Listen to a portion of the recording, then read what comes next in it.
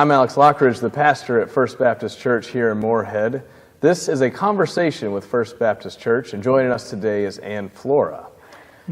Ann, where are you from? Where's home? Knoxville, Tennessee. And how long were you there? I lived there till I was 22, and then I was in Oregon for 2.5 years, and then in 1992 came to Moorhead. And so why did you come to Moorhead? Well, in another life, I had a husband with a job here, and we came. And you stuck around and are doing, what's your reason for staying in Moorhead? Okay, when we got here, we really thought we'll be here 2 or 4 years and try to get closer to home in Tennessee. But then, you have a child and they're in school and years go by, and then you have a lot of friendships and you're comfortable here and you know people, and this is where I am. And then there was that other husband, and he's from here, and it's just home now. I feel like a Kentuckian now. So what do you do for a living? I currently teach culinary arts at a community college. Well, tell us a little bit about what that's like on the day-to-day, week-to-week life.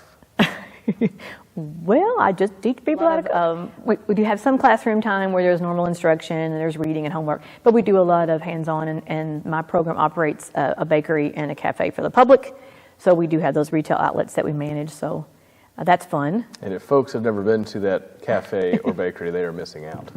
Yes. It is very good. Well, outside of working, what do you do for fun? What are your interests and hobbies? Oh, I have a few. Food is one outside as well, because dinner is a religion for me, other than the other religion. The high point of a day, so I'm always making menus and feeding people occasionally, and that's fun. But I'm interested in meditation. I do yoga. I'm always reading constantly. I'm interested in business. I'm interested in all kinds of things. Hanging out with people when I can, because I love being social. Mm-hmm. That's fun. And mostly the church is my social life, actually. I think that's it. Well, good. So, shifting gears, tell us about your faith journey a little bit, and specifically, where did the faith journey begin, and what kinds of people helped influence that? Okay. I'm one of those people that grew up in church, so I don't remember the faith not being part of my life. Now, I was not fond of the faith that I was raised in. It was, it was a little harsh to me. But I wasn't unchurched or didn't know about God, none of that stuff. It was just always, it was something you did. And I had a brief time where I didn't go to church, but then I got, maybe a year, maybe 6 months, when I was just graduating high school and thought, I'm 18, I can do whatever I want. But pretty shortly I got, was dating someone, and they went to church and got into that. And so it's just always been there as a practice.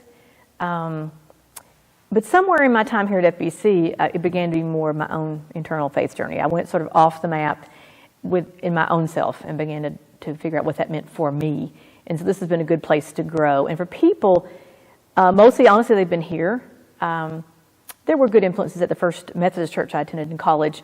I respected the pastor there and sang in the choir. There were good people. But especially here at FBC, Pastor Don, who was here for 30 years, was a huge influence in being able to be truthful and kind and offer some wisdom that I needed to hear. And Wayne and Melinda Willis and Relda Toller were particularly supportive to me in what was a very difficult time, getting divorced and kind of refigure out your life. So those are some particular people. But in general, just the whole body of people at this church, just knowing that this is my community. This is the family I never had. Because I didn't come from the happy family. This is my family. So even as an aggregate, they're all important to me. In examining your life and your faith journey and really the world around us, where do you see God? Well, certainly I see him in this community. I think community is sacred. I love the phrase, the beloved community, because that's what I think this is. And so I do see that in people together, when they're together in love. That's where I see God there. I see God in nature, too, and just the big life that's out there that goes on that is not of our doing. And I definitely feel that there. It's two places, anyway. So how long have you been attending this church? Since 1992, the summer of 92. And you've spoken to this some, but why First Baptist Church? Why are you here? Why did you stay so long? Why are you still here? Well, we came because we were invited by Dee and Tom Babykauser, and we arrived on a VBS Sunday. And I think that was the year, pretty sure it was the year there was the front of a biplane hanging out of the baptistry as part of the setup for VBS.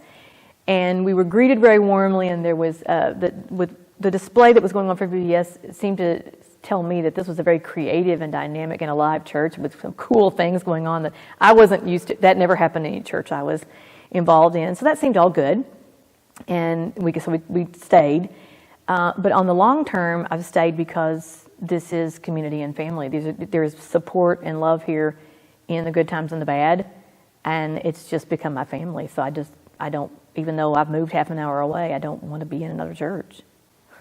Can you tell us a little bit about what you do here, some kind of roles you have or any leadership you take here? Well, I've done a lot of things.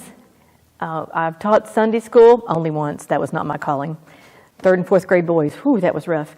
But I'm on the chair of the hospitality committee, so we make sure people get fed in potlucks and for events. And I've led my own Sunday school group. I have done the Sunday school opening with prayer time in one season. What else have I done? I've been a deacon.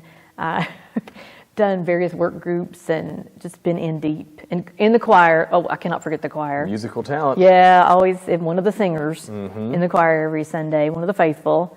I think that's it. And it's not an official role. We don't have it typed up anywhere, but you're sort of the energy shot for the church too. I am?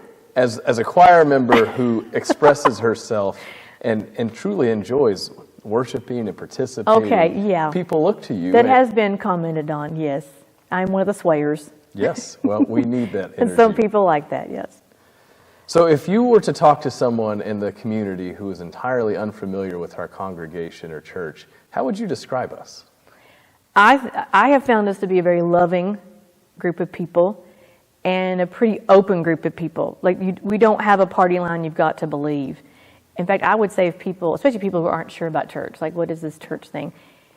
Everyone needs community. They need a place to belong, to be loved, to be affirmed, to be supported. And that's what church is. I think a lot of people forget that. It's not a belief club. It's a community of people who are trying to figure out what love really means when we're trying to live it in the real world. And even if you weren't sure, I would say, come, because it's community. There's love here. And we'll worry about that belief stuff later. That's really well said. I should put that in a sermon, and I will quote you. So last question, and this is one of my favorite ones. What is something interesting about you that most people might not know? Well, this is silly, and I always use this on my icebreaker in class when I start classes. I did not know how to burp until I was 40. Yes, I'm that uptight. I was that uptight. That's a great answer, and I won't ask you to demonstrate. I would trust that I couldn't do it. I'm still not a good burper. Well, maybe that's flattering. Yeah, it's good. Well, Ann, thank you for taking time with us and sharing about your life and your faith, and thank you for helping others see what this church is all about. That was Ann Flora, and this was a conversation with First Baptist Church. I'm Alex Lockridge.